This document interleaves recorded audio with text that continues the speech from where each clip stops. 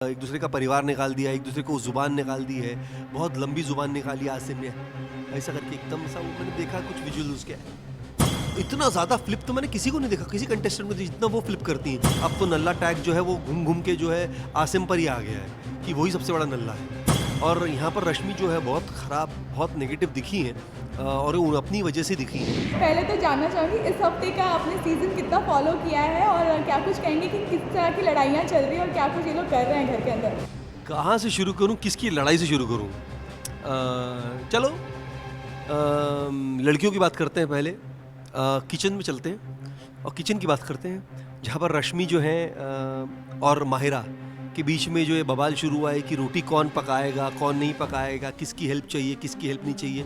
मुझे लगता है किचन में आना और किचन में खाने के ऊपर लड़ना है सबसे ख़राब बात है। हमारे अपने सीज़न में भी किचन पे हुआ था। एक्चुअली क्या होता है ना, लड़कियों को लगता है कि किचन को कंट्रोल करेंगे तो वो सब चीज़ें कंट्रोल कर सकती है। ऐसा नहीं है, सबसे बड़ी गलतफहमी है आपकी। किचन को जितना रिलैक्स रखोगे उतने ही सब रिश्ते रिलैक्स रहेंगे, उल्टा होता है। तो किचन को डोमिनेट करने की ज़रूरत ही नहीं है। और यहाँ पर रश्मि जो है बहुत ख़राब, बहुत नेगेटिव दिखी हैं और वो अपनी वजह से दिखी हैं। किसी को कोई किसी की हेल्प लेता है, उससे कोई फ़र्क नहीं पड़ना चाहिए, आपको आपके काम से मतलब होना चाहिए। तो वो होना चाहिए था जो वो समझ नहीं आया उनको। और वो जो अभी चालू है वो अभी और चलेगा, मतलब मुझे लगता नहीं जितने दिन बचे हुए हैं उतने दिन किचन की लड़ाई मुद्दा रहेगी ख़ास। तो रश्मि को कहूँगा कि भैया टेक इट ईज़ी। गलती से अगर आप तक ये संदेशा या मैसेज पहुँचे क्योंकि रोटी पर, किचन पर लड़ाई नहीं होनी चाहिए। आसिम और सिद्धार्थ की भी बड़ी घमासान लड़ाई हो गई जहाँ पे इवन बिग बॉस को समझाना पड़ा कि सिद्धार्थ साइड हो जाए और वो अलग चले जाए और वो अलग चले। देखो अभी बहुत थिन लाइन बची है दोनों के बीच में एक दूसरे को मारने की। बस बाकी सब तो उन्होंने कर ही दिया। उन्होंने पारिवारिक एक दूसरे का परिवार निकाल दिया, एक दूसरे को ज़ुबान निकाल दी है, बहुत लंबी ज़ुबान निकाली आसिम ने, ऐसा करके एकदम सा वो मैंने देखा कुछ विजुअल उसके, बहुत ज़्यादा पता नहीं इतनी लंबी ज़ुबान निकली कैसे उनकी। लेकिन अगर आसिम अपने अपने अपने प्रोवोकेशन पे थोड़ा सा कंट्रोल करना, I think he could go very long way, लेकिन वो होगा नहीं। और अपने महाबली जिनको आजकल क्या बाउंसर का टैग भी दिया जा रहा है, बॉडी बिल्डर का टैग भी दिया जा रहा है सिद्धार्थ को भी थोड़ा सा कंट्रोल करना चाहिए क्योंकि बहुत थिन लाइन बची है। और वो ये दोनों जानते हैं एक दूसरे के बारे में, बहुत खामियां कमियां दोनों जानते हैं। कहीं ऐसा ना हो जाए कि आप दोनों बलि के बकरे बन जाएं और कोई तीसरा ही जो है वो अलग सही कोई अलग विनर निकल करके आ जाए। तो ये नहीं हो, बेटर है कि दोनों जो है अपनी गरिमा में खेलें, अच्छे से खेलें, रिस्पेक्टफुल खेलें। लड़ाई हो सकती है, होनी भी चाहिए, मुद्दों की लड़ाई होनी चाहिए, लेकिन परिवार पर और फिर इतना प्रोवोकेशन मुंह के सामने आके बात करना, I think each and everybody is calling trouble for themselves, खासकर आसिम।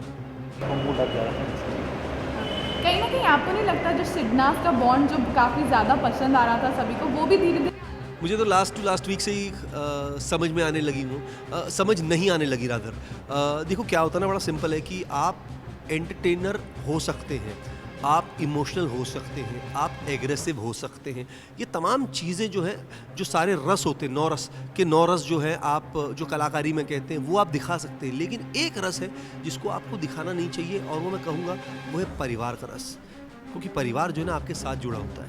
और शहनाज ने जो है अपने परिवार के बारे में बोल करके, लास्ट वीक मैं देख रहा था उन्होंने जिस कदर अपने वालिद साहब के बारे में बोला, मुझे बहुत पसंद है वो, ऐसा नहीं कि मुझे पसंद नहीं, लेकिन मेरे को वहाँ लगा कि नहीं यार, ये जोक नहीं है, ये मजाक नहीं, ये फैमिली आपको नहीं लाना चाहिए क्योंकि वो आपका परिवार का हिस्सा है, आपका सपोर्ट सिस्टम है। उनको घसीटना नहीं चाहिए, चाहे आपके साथ अच्छे में हो चाहे आपके साथ बुरे में हो, वो आपका निजी मामला है। उसको नेशनल टेलीविजन पर आप अपने माँ बाप को नीचा नहीं दिखा सकते, चाहे मजाक में कहा हो, चाहे आपका हक बनता हो, मेरे हिसाब से फिर भी आई डोंट थिंक सो। और वहाँ पर रॉन्ग हो गई वो, और वहाँ रॉन्ग हो गई वो। कभी इतना ज़्यादा फ्लिप तो मैंने किसी को नहीं देखा, किसी कंटेस्टेंट को जितना वो फ्लिप करती हैं, हर 2-4 घंटे में फ्लिप कर जाती हैं। मतलब अभी सिद्धार्थ पसंद है, सडनली सिद्धार्थ पसंद नहीं है तो फिर वो 2 दिन बात नहीं करेगी, फिर पीछे लग जाएगी उसके।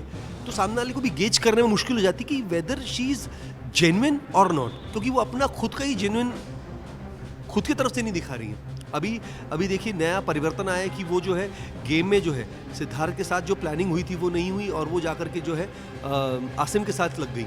अभी बहुत बड़ा चेंज ओवर है। आने वाले दिनों में बहुत ही इंटरेस्टिंग चीज़ें दिखने वाली हैं। एंड खैर अब तो सिद्धार्थ ने खुद ने भी कह दिया कि भैया ऐसा है कि मैं तेरे लिए बारे में नेगेटिव या गलत तो नहीं सोचूंगा, लेकिन तेरे साथ टच में भी नहीं रहूँगा, ये बात सही। तो ऐसी लड़की बड़ी डेंजरस हो सकती है। जो घर के अंदर ऐसी हैं तो बाहर कैसी हो सकती हैं। क्यूटनेस बहुत अच्छी है, सर आँखों पर है, एंटरटेनमेंट सर आँखों पर है, लेकिन फ्लिपर साइड बहुत डेंजरस है। ओके। तो क्या कहेंगे कि किस तरह से आपको लगता है कि शिफाली को लेकर हमेशा आसिम बिहेव करते हैं? देखो शिफाली है ही इतनी सुंदर, उसको देख कर के कोई बावला हो जाए, और आसिम बावले हुए हैं तो कोई बहुत बड़ी बात नहीं है। ऊपर वाला उनकी जोड़ी को सलामत रखे। अगर वो बाहर आते हैं तो वो जो भी उनका एक रिलेशनशिप बना है दोस्ती का, और वो आगे जा कर के उसको एक अलग लेवल पर ले जाना चाह रहे हैं तो बिल्कुल लेकर के जाएं। ये तो उनका निजी मामला है, उसमें हम भी कोई कुछ नहीं कह सकते, लेकिन दोनों खूबसूरती बहुत दिखते हैं, ये बात सच्ची है। और लेकिन अब जो है वो जो पराग संदेशा लेकर के आए थे और पराग के खिलाफ ही उल्टा सीधा बोलना, जबकि वो गेम में नहीं है, तो ये बात मुझे नहीं लगता, क्योंकि बाहर के लोगों को जो है आपको इन्वॉल्व करना चाहिए गलत बातों, खास करके परिवार के लोगों को जो बिग बॉस का हिस्सा ही नहीं। हिस्सा हो और वो बाहर चले जाएं तो वो आपके बिग बॉस के परिवार का हिस्सा है, तो आप उनके बारे में बोल सकते हो, वो काउंटर आपको मिल सकता है। लेकिन जो बिग बॉस का हिस्सा नहीं है, जो बाहर है, जो बाहरी दृष्टिकोण रखता है, उसके बारे में बोलना उचित नहीं है। और अब तो नल्ला टैग जो है वो घूम घूम के जो है आसिम पर ही आ गया है कि वही सबसे बड़ा नल्ला है। तो अपने नल्लेपन से बाहर आओ, थोड़ा समझदारी दिखाओ भाई। आपके भाई साहब आए थे तो मुझे बड़ा अच्छा लगा था देख करके, और मतलब दोनों कितने खूबसूरत हैं आप देखिए ना। कश्मीरी मतलब सेब दोनों की दोनों, खूबसूरत, तमीज़, तहजीब, और बड़े अदब तमीज़ से प्यार से मिले हैं। तो वही है उनके इसमें एटीट्यूड, मुझे लगता है वही है असलियत।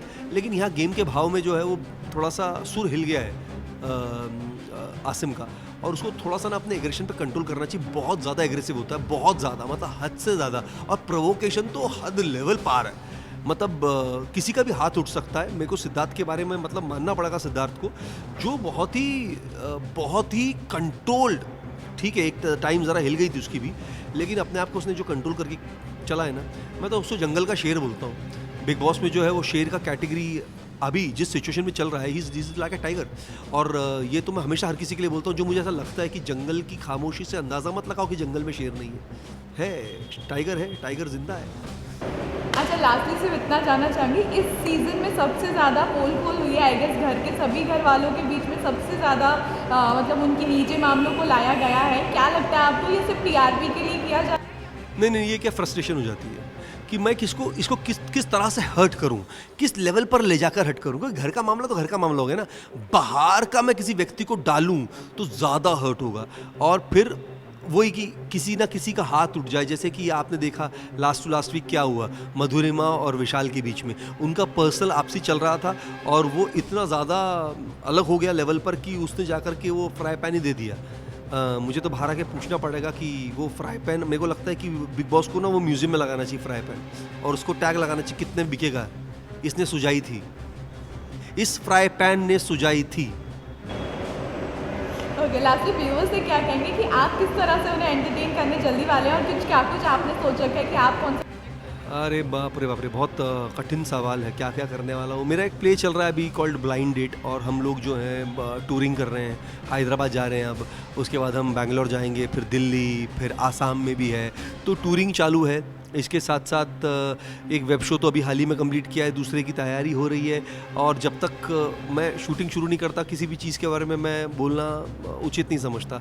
मुझे लगता है कि काम दिखेगा और तब बात करने में ज़्यादा मज़ा आएगा। तो उम्मीद है कि आप मुझ पे यकीन रखते हैं, प्यार करते हैं, और आप आते जाते रहते हैं, मुलाकातें होती रहती हैं, तो नई नई चीज़ों से आपको अपने एंटरटेनमेंट के तरीके से मैं आपको ज़रूर मिलूँगा फिर से।